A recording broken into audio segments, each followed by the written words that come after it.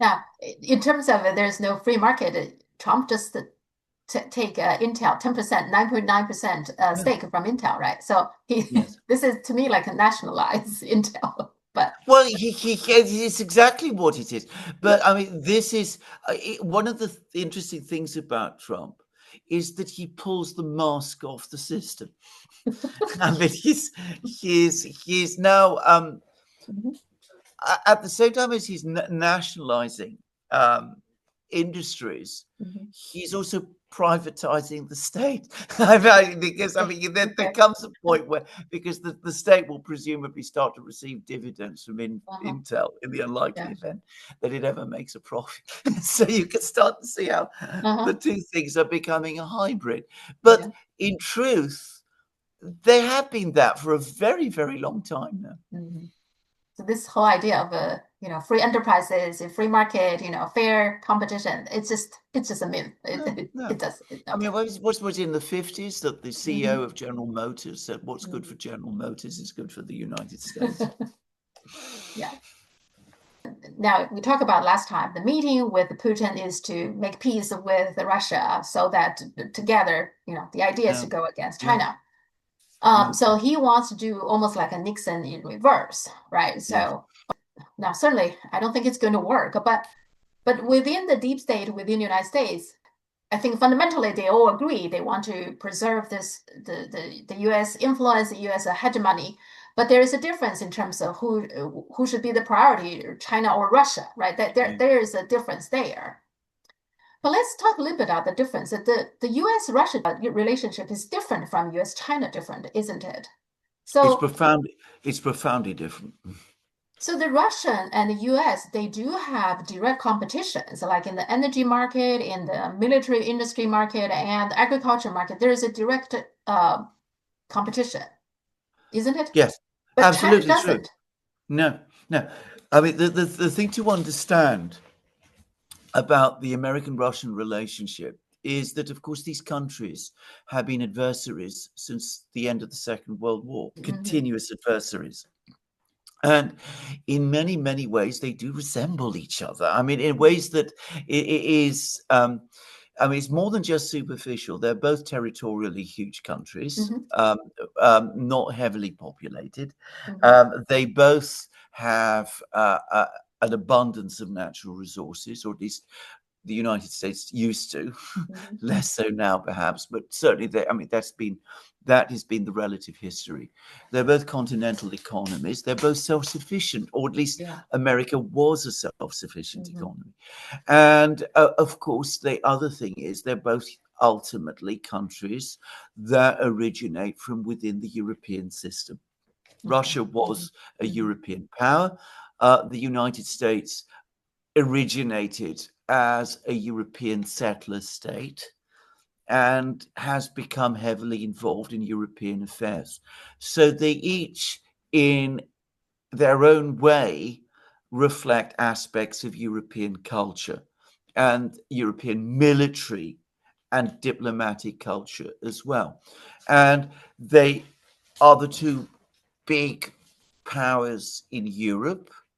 And of course, after the Second World War, Europe was the main area of global competition because Europe was by far the most powerful continent for Hmm. for centuries. And so there was this concept of the struggle for mastery of Europe. There's a famous book with that title, by the way, The Hmm. Struggle for Mastery of Europe. And so the Russians and the Americans were struggling against each Hmm. other.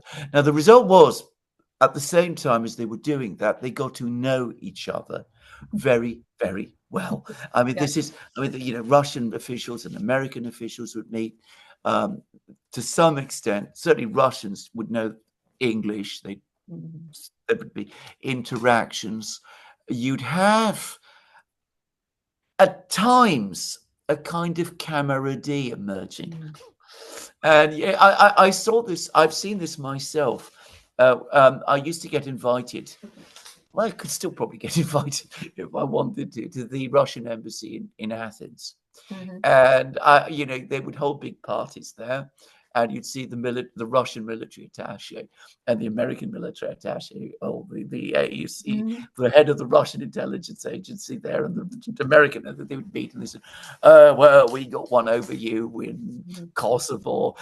We were able to disrupt your plan here, and and I mean, it was bizarre listening to this, but you would actually listening to this, and our fighter jets are better than your fighter jets, all this kind of thing. So there is, on the one hand, a kind of hardwired sense of rivalry, because this has been going on for so long, and a genuine and deep distrust on the part of each country towards the other, and in some cases, not just a rivalry, but more than a rivalry, a positive hatred. I mean, it does exist, more on the American side than the Russian, but it does exist.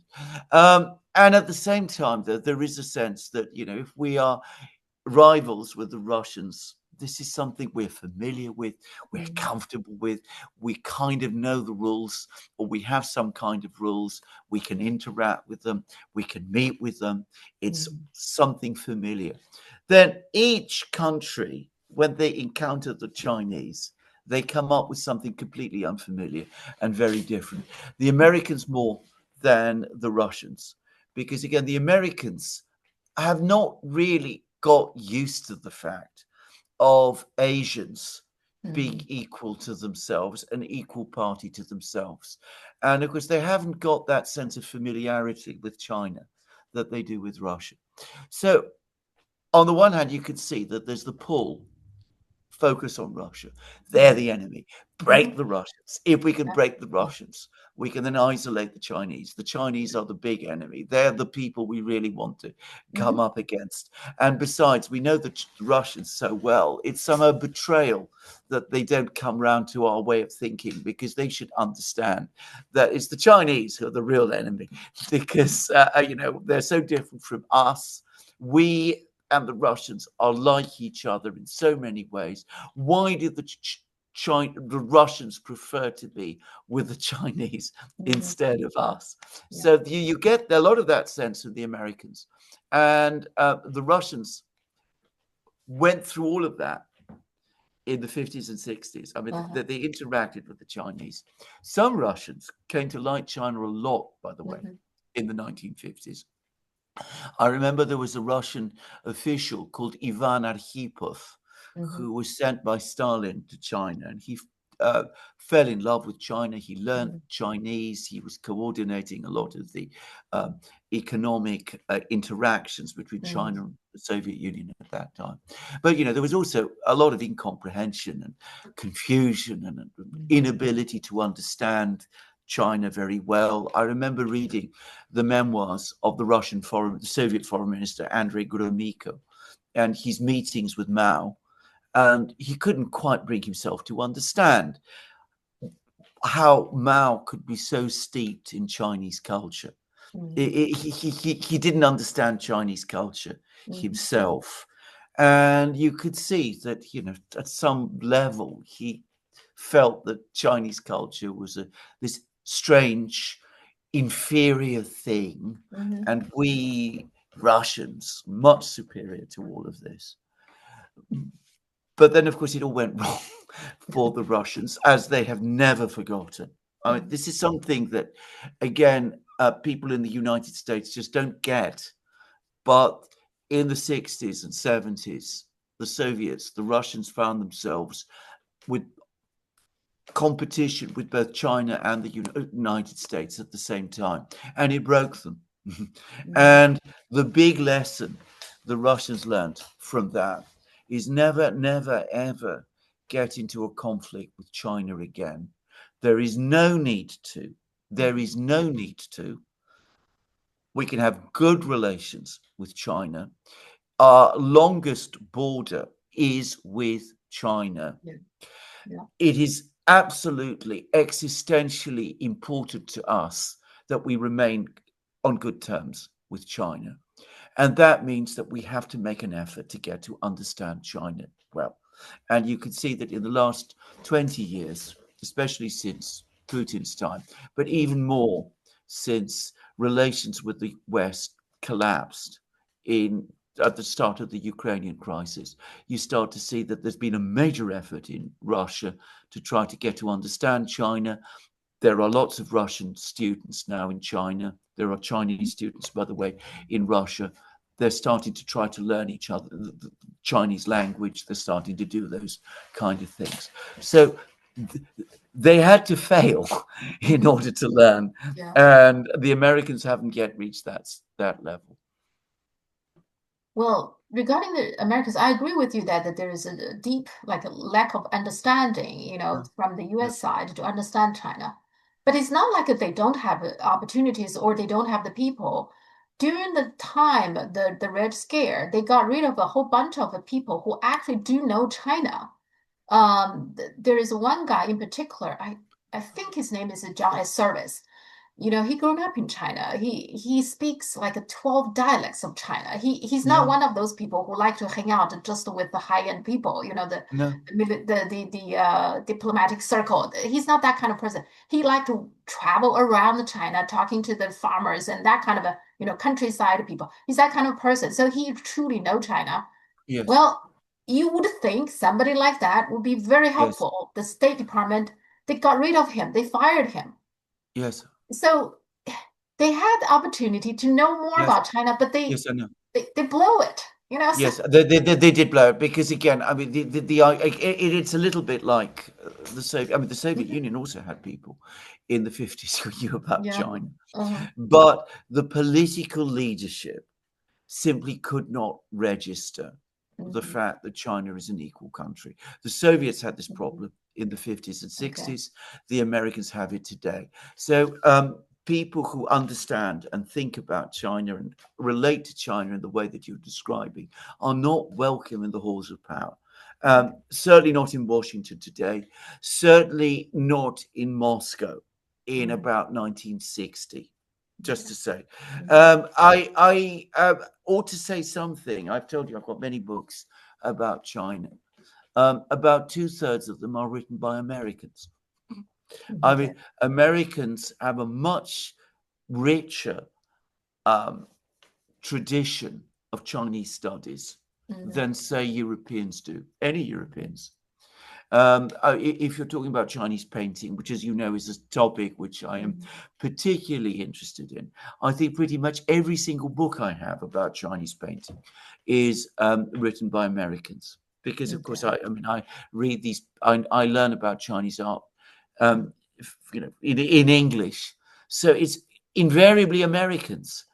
But I mean, these people, as I said, are pushed in, are pushed to the fringes.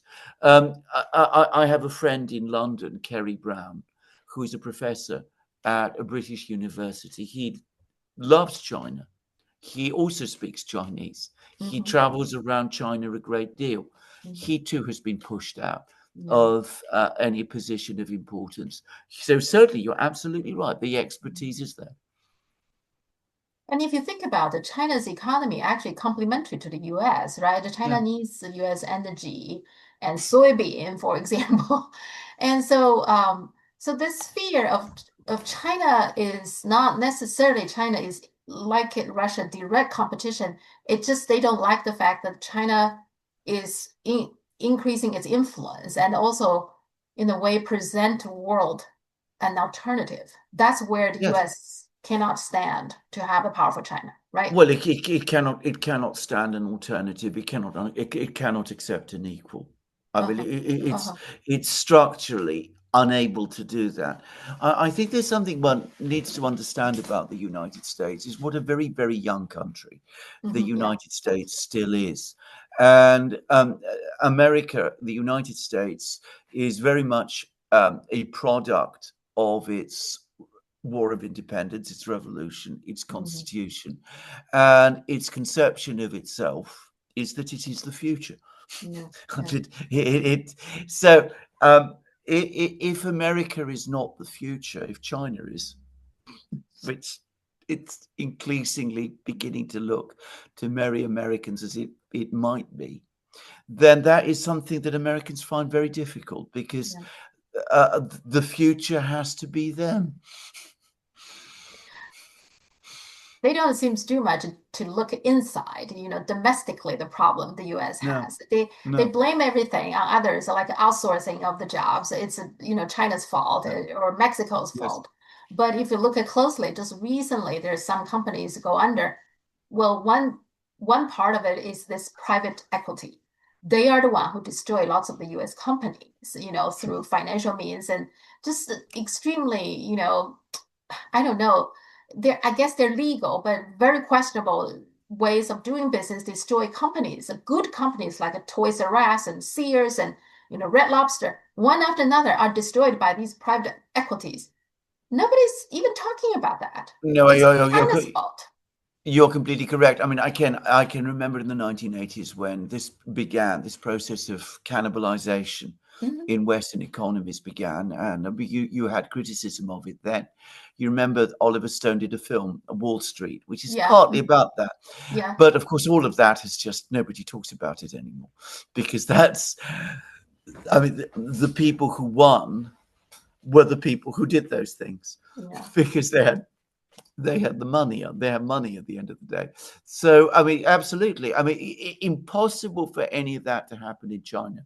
By the way, Mhm. I mean, yeah, that kind of predatory capitalism is inconceivable in China today, which people always forget is a socialist country anyway. I mean, Well, it hasn't, it beats to a different drum. I mean, that's the thing to understand. But no, I mean, but coming back to your question, mhm, coming back to your point, my own personal view is that China's rise is not something we should try to stop. no. It is Mhm, something we should welcome.